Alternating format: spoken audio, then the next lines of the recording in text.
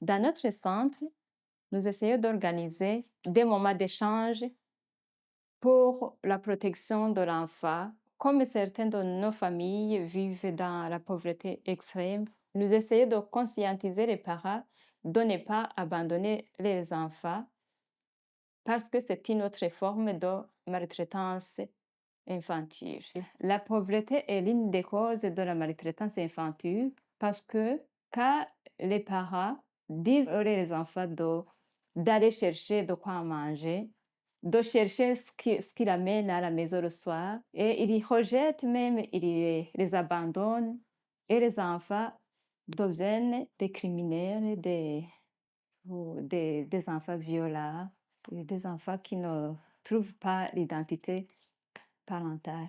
Nous essayons d'approcher l'enfant, conscientiser l'enfant, donc d'être un bon exemple, même nous essayons de donner des prix aux enfants qui se comportent bien devant les autres et l'enfant commence à changer peu à peu son comportement sauvage. Exemple d'un enfant que j'ai suivi, il y avait dans le centre un enfant qui est né d'un père inconnu et après la maman s'est remariée avec quelqu'un d'autre et le mari de cette maman ne veut pas cet enfant, il veut chasser cet enfant.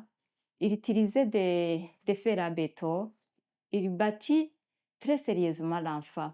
Et le matin, l'enfant vient au centre, il s'éloigne des autres et un jour j'ai approché l'enfant, mais il ne veut pas me raconter l'histoire de ce qui s'est passé à la maison. Et après, j'ai appelé la maman et j'ai parlé avec la maman. Et la maman m'a raconté l'histoire et m'a montré la peau de cet enfant. Il y avait des couleurs sur la peau de l'enfant. Après, j'ai continué à parler avec la maman.